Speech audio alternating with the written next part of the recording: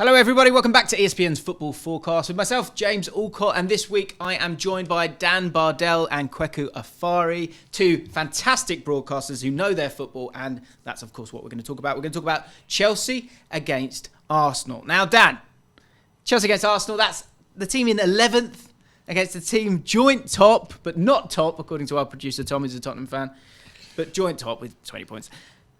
Surely there is no way that Arsenal don't win this game of football. Is that a fair statement to kick us off in this preview? Arsenal would be favourites, obviously coming off the back of a really great result against Manchester City, which you really think would ignite their season. It was going well already, but that just feels like it's a monkey off their back and they can go into every game now believing they're a strong side that can win each game. But I find this game fascinating just on the basis that Chelsea have shown a glimmer of improvement, 3 unbeaten in all competitions now, Chelsea are. And I think back to 2 years ago when Arsenal played Chelsea, and it felt like you kind of flip how the teams are now. It was looking like Chelsea were going to be genuine title contenders. I think it was Lukaku's debut that day, and you just go into that game thinking, Chelsea are streets ahead of Arsenal. Fast forward 2 years, and you're probably looking at this fixture and thinking, Arsenal are streets ahead of Chelsea. So it's amazing how quickly things can change. In football, I almost feel in some ways like Chelsea have got worse on purpose, just by the way they've gone about doing things. It's almost like they've thought, we're going to take 5 steps backwards to move forwards long term. And I do think long term... Does that mean you're actually moving forwards if you take 5 steps? I guess like the Spurs Arsenal thing, it depends how you look at it. But yeah. I think Chelsea inevitably will improve as the season goes on, will improve year upon year with Poch in charge, But at the moment, it does feel like Arsenal are quite far away from Chelsea, I would say. Okay, so obviously it is at Stamford Bridge. If you're a Chelsea fan and you're looking for your team to turn the corner and you win your 3 games, you beat Brighton, you beat Fulham, you beat Burnley. In terms of turning that corner, have you just peeped round the corner? Have you walked round the corner? Have you gone past the corner? Have you turned the corner, Chelsea? No, I wouldn't say turn the corner. We've peeped round the corner. We're just having a little look. But it's been positive signs for Chelsea. You reeled off the teams there that Chelsea have beaten. Not necessarily. Brighton was a cup game. Obviously, we take as much of that as possible because it's been a cold war between Chelsea and Brighton over the last maybe year or so. But I'm seeing positive signs from Chelsea, and I'm hearing positive things out of the camp. It seems that despite the fact that Chelsea have had a poor start to the season, people are still in good spirits, and Chelsea players are not. We're not where we were last season. It seemed like all hope was lost last year. And Chelsea are playing progressive football, and Pochettino is a manager that you trust. And we've said it so many times: football's a manager's game. And if you've got a man in the dugout who you believe in, then Chelsea fans are pretty much satiated at the moment. Obviously, it's results dependent. If we go and get turned over by Arsenal at Stamford Bridge on the weekend, then it's a very different story. But at the moment, in terms of what Chelsea are doing, in terms of the way we're playing football, I'm pretty content. It's funny that you pointed out Chelsea, the turnaround between Chelsea and Arsenal. We were defending European champions going into that game against Arsenal, and it was a team playing with a lot of confidence. And I think football lends itself to confidence, and it can be. You can have whatever players you want out there, but if the team doesn't believe in the ethos of a manager, then teams are going to struggle. Chelsea had that last season. I think this season we've not turned the corner yet. Like you said, we peaked round the corner, and I think if we continue to play in the progressive way that we're playing and have faith in our players, then we should finally get to where we need to get to. It's a funny one as well, where it's sort of the power of a couple of wins, because you're still 11th. Yeah. 11th isn't great. And if you said at the start of the season you're going to be 11th by the time you play Arsenal, you'd be like, what? But somehow there is a rosier feel when it comes to Chelsea. And when it comes to those victories going into this one, 38% against Brighton won that one, 44% against Fulham, which probably surprised people. Maybe the game state played a part in that one.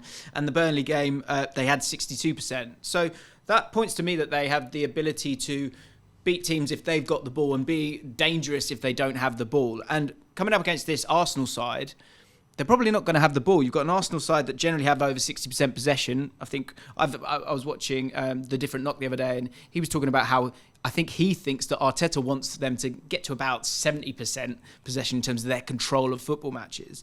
So in terms of Chelsea at home looking to hurt the opposition, do you think the midfield three is going to be really, really important in both stopping Arsenal and their control, but also allowing the Chelsea to hurt them? I think Conor Gallagher in the midfield, I think tactically he's been really intelligent so far this season. So in recent games when Palmer's drifted inside and kind of become that number 10, off the ball, Gallagher's moved across to the right to cut off avenues for the other team down that side. I think at the moment with Chelsea, and Kweku's a Chelsea fan, so he'll be able to correct me if I'm wrong, I think Poch has gone in there and he's doing what good football managers do when they first go into a club. So he's assessing what he's got still. He's kind of still figuring out his best 11, although I think probably 8 or 9 of the Chelsea's best 11 is now locked in.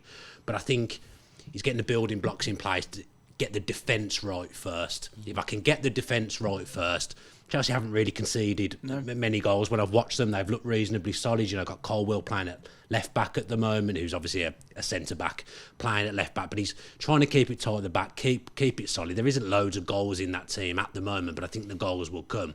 But I think he's trying to get that defence right first, focus on that, get that right, and then he'll build from there.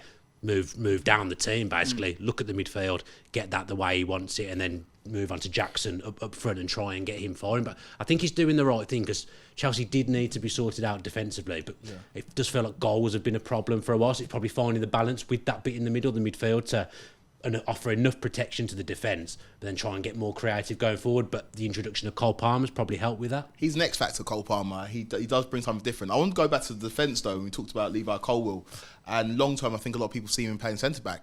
I'm not too sure about that. Really? Ben White was a centre back, was he not? And now he's Arsenal's go to right. But when he played for England, Levi Colwill was playing at left back as well. He's a player that obviously we know about his defensive qualities when he's playing as a centre back for Brighton. But as a left back, I've been pretty impressed by him, and a lot of Chelsea fans were frustrated because Ben Chilwell's our vice captain, and long term you think it's going to be Ben Chilwell on the left, Reece James on the right.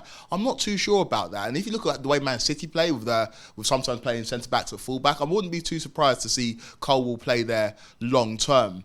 In terms of going forward, it was very refreshing to see Chelsea score a lot of goals against Burnley. Raheem Sterling looking fantastic as well. Sterling looking really, really in the mood, good. isn't he? He is in the mood. And I think the fact that he wasn't selected for this England squad, he's got the bit between his teeth. And it's Raheem Sterling that we saw at Man City when he was affecting games and affecting winning. And I feel like he, especially in this Chelsea side that's so young, and he's one of the veteran players, he's taken that onus upon himself to be a leader. And we're seeing the best of Raheem Sterling this season.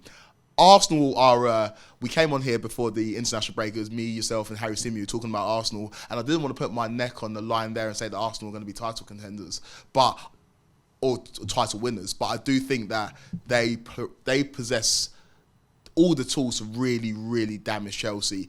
In the midfield, they've got such an established midfield that you can interject different pieces and they can hurt you in different ways. And Chelsea's midfield is probably the least stable part of their team. So that's why I think the battle will be won essentially for Arsenal in the game. This is going to be a fascinating one, because I think that home advantage obviously would help Chelsea in this one. Arsenal should welcome back Saka and Martinelli to the starting lineup as well. And I think in terms of the left side of both teams, I think Martinelli's so important, not just because he wants to stay higher up. And when you look at their average positions, he's often a lot higher up. That's not always his starting positions. It's his desire to make that run as well, which stretches teams.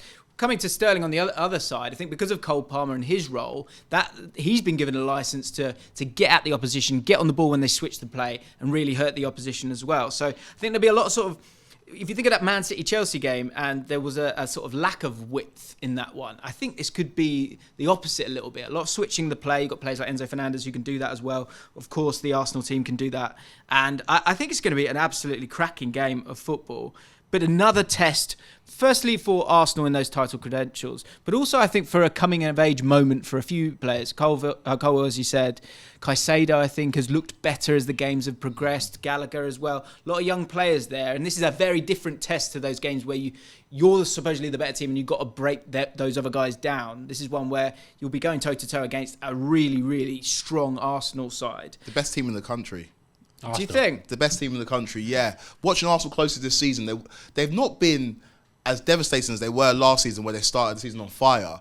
But having watched them, it was the Everton game away where last season they lost that. And I'm like, you just don't lose that this season because you've got someone like Declan Rice on your team. And I watched them at Bournemouth away where it wasn't necessarily the best performance, but beat them 4-0. Watched them in the Champions League against PSV, looked convincing. They're finding different ways to skin a cat. And then when they finally played against Man City, I was like, Arsenal don't need to play the best football here. They just need to come out with a win. They need to stop being valiant losers against the best team in the country and S-house their way to a win. And that's what they did.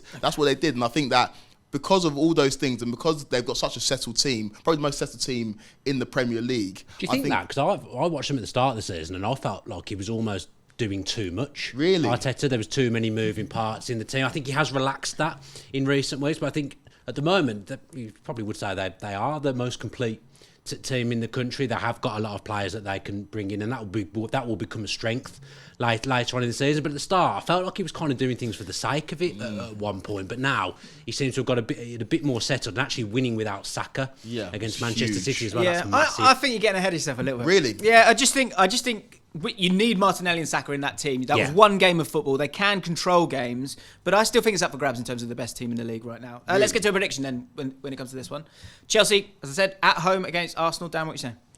I'm going to go for 2-0 to Arsenal. Ooh. Yeah, I would love to sit here and predict a Chelsea win, but I have been so impressed by Arsenal just because of the way they can win and the different ways they found to not lose games as well. So I'm going for an Arsenal win, unfortunately, 2-1 Arsenal. Yeah, I'm going to go with 2-1 as well. I think, especially if Saka and Martinelli are back in the side, I think they'll have just a little bit too much. And I think Chelsea will actually, get some plaudits for their performance, but won't get the points. What do you guys think? Let us know your predictions down below.